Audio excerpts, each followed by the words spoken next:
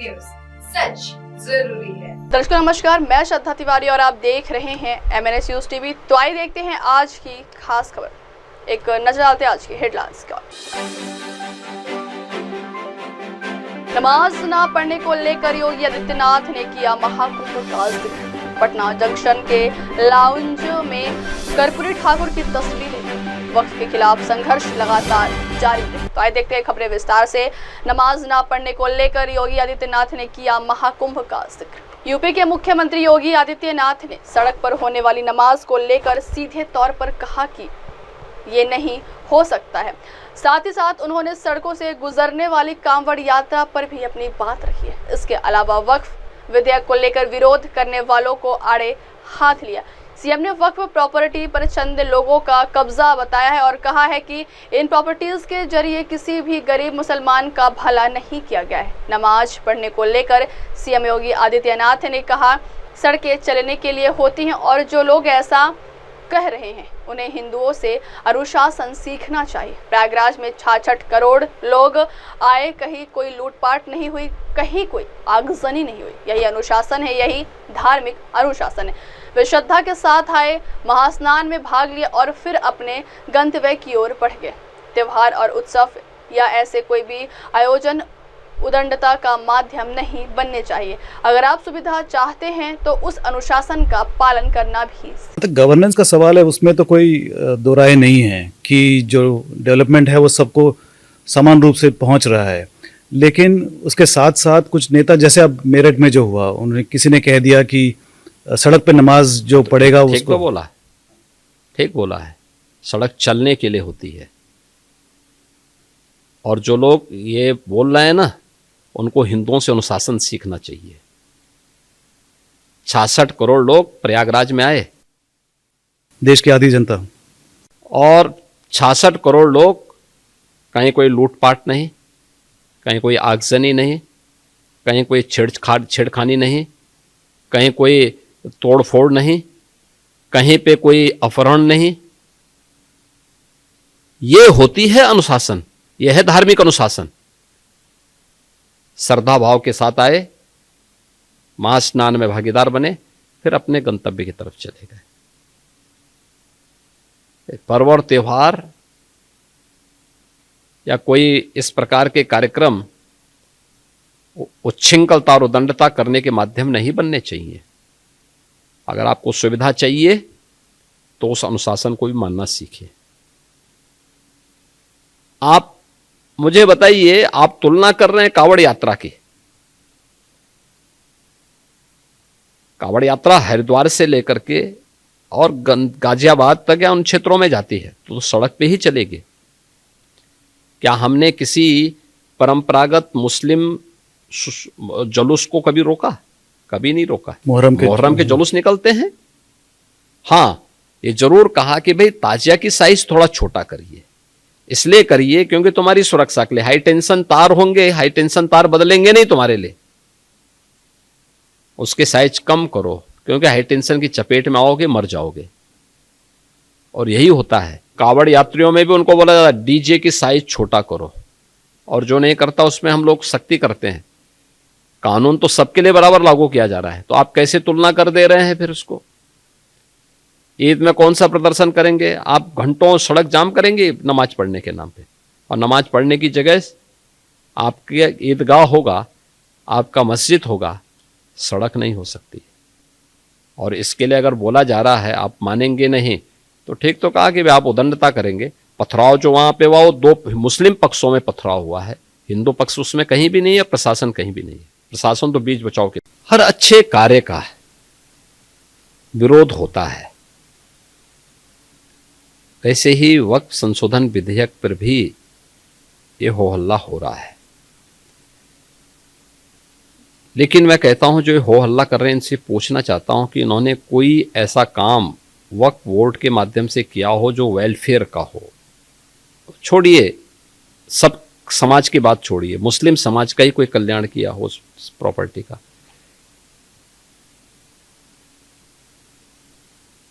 ये व्यक्तिगत स्वार्थ का एक अड्डे बने हुए हैं। चंद लोगों के लिए लूट खसोट के अड्डे बने हुए हैं। किसी भी सरकारी प्रॉपर्टी पर जबरन काबिज करने का एक माध्यम बना हुआ है।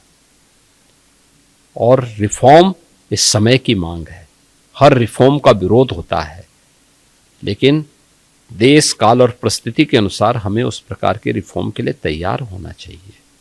और मुझे लगता है कि इसका लाभ मुस्लिम समाज को भी होगा, और जिसके कारण बहुत बार कानून व्यवस्था के संकट खड़ा होता है उससे भी लोगों को। अगली खबर, पटना जंक्शन के लाउंज में कर्पूरी ठाकुर की तस्वीरें नहीं। बिहार में राष्ट्रीय लोक मोर्चा के अध्यक्ष और राज्यसभा सांसद उपेंद्र कुशवाहा ने सोमवार को पटना जंक्शन के लाउंज में कर्पूरी ठाकुर की तस्वीरें नहीं होने पर अपनी निराशा जाहिर की। उन्होंने कहा कि लाउंज में दीवार पर कई महापुरुषों की तस्वीरें लगी हुई है, बहुत अच्छा लग रहा है, लेकिन जननायक कर्पूरी ठाकुर की कमी खल रही है। उन्होंने केंद्रीय रेल मंत्री अश्विनी वैष्णव से इस कमी को दूर करने का अनुरोध किया है। दरअसल पूर्व केंद्रीय मंत्री उपेंद्र कुशवाहा पटना जंक्शन पहुंचे थे। इस दौरान ट्रेन के आने में देरी के कारण वह लाउंज में इंतजार कर रहे थे, जहां लाउंज में उन्होंने बिहार के सभी विभूतियों डॉक्टर राजेंद्र प्रसाद, श्री कृष्ण सिंह सहित की तस्वीरें लगी हुई देखी, लेकिन भारत रत्न कर्पूरी ठाकुर की तस्वीरें नहीं थी। वहीं उपेंद्र कुशवाहा ने रेल मंत्रालय से इसे तुरंत लगाने का अनुरोध किया। पूर्व सांसद उपेंद्र कुशवाहा ने इसको लेकर रेल मंत्री और रेल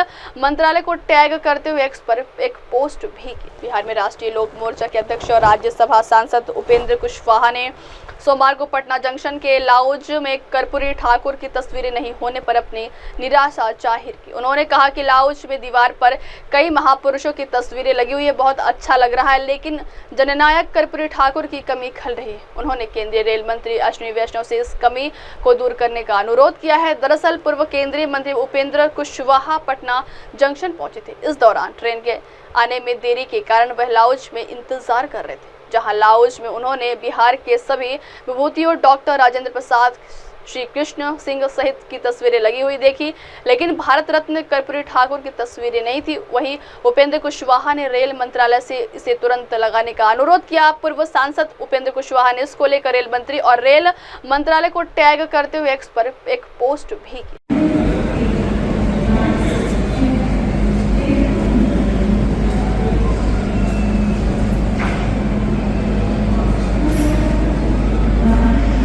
अगली खबर, वक्फ के खिलाफ संघर्ष लगातार रहेगा जारी। देश भर में जहां सोमवार को धूमधाम से ईद मनाई गई, वहीं ईद के जश्न के बीच हर ओर केंद्र सरकार की ओर से संसद में लाए जाने वाले वक्फ विधेयक का जिक्र होता रहा। ईद के मौके पर all India Muslim Personal Law Board के महासचिव मौलाना फजलुर रहीम मुजहिद्दीन ने मुस्लिम समाज के लोगों को संदेश देते हुए कहा कि हमारा साथ देने वालों को शुक्रिया। साथ ही यह भी कहा कि हम इसके खिलाफ हर संभव संघर्ष करते रहेंगे। महासचिव मौलाना फजलुर रहीम मुजहिद्दीन ने सोशल मीडिया प्लेटफॉर्म पर जारी अपने संदेश में कहा कि हर वर्ग से आने वाले उन तमाम लोगों का शुक्रिया अदा करता हूं जो वक्फ संशोधन विधेयक 2024 के खिलाफ बोर्ड के संघर्ष में शामिल हुए। देखिए video.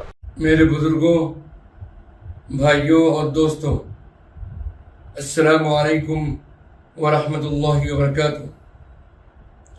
All India Muslim Personal Law Board के जनरल सेक्रेटरी की हैसियत से मैं मिल्लत इस्लामिया हिंदिया, मुख्तलिफ दीनी व मिली जमातों, तंजीमों और इदारों और सिविल सोसाइटी मूवमेंट, दलित, आदिवासी, ओबीसी और अक़लियती रहनुमाओं का तहे दिल से शुक्रिया अदा करता हूँ कि वक्फ तरमीमी बिल 2024 के खिलाफ बोर्ड की आवाज़ पर न सिर्फ लब्बैक कहा, बल्कि उसके खिलाफ बोर्ड की तरफ से चलाई जाने वाली तहरीक में बढ़ चढ़कर हिस्सा लिया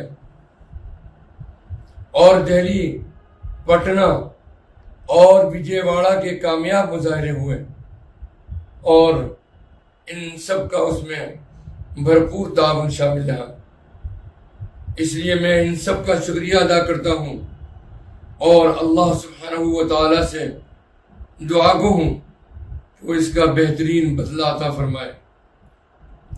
इसी तरह मैं उन तमाम अपोजिशन पार्टियों और मेंबरान पार्लियामेंट का भी मशकूर हूँ कि जिन्होंने न सिर्फ इतनी बड़ी तादाद में शिरकत की, बल्कि पूरी कुव्वत से वक्फ तरमीमी बिल 2024 को कुल्लियतन मुस्तरद करने का ऐलान किया और वादा किया कि उसके लिए हर मुमकिन अपना ताउन पेश करेंगे और पार्लियामेंट के अंदर और पार्लियामेंट के बाहर उसकी लड़ाई लड़ेंगे। मैं उनका भी बेहद शुक्रगुजार हूँ। ईद उल फित्र के पुरमसरत मौके पर हम अपने तमाम भाइयों बहनों को दिल की गहराई से मुबारकबाद पेश करते हैं। उसके अलावा मैं अपने तमाम भाइयों से दरख्वास्त करता हूँ कि वो इस मुल्क की सलामती और मुसलमानों के तहफ़्फ़ुज़ और शरीयत इस्लामी की बका के लिए खुसूसी दुआओं का एहतमाम करें और ख़ास तौर पर वक्फ तरमीमी बिल 2024 किसी तरह कानून न बन सके उसकी भी दुआ फरमाएं।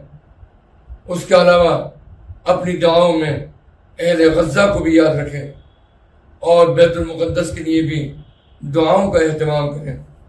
अल्लाह सुब्हानहू व तआला हमारी और आपकी सबकी दुआओं को कबूलियत का शर्फ अता फरमाए।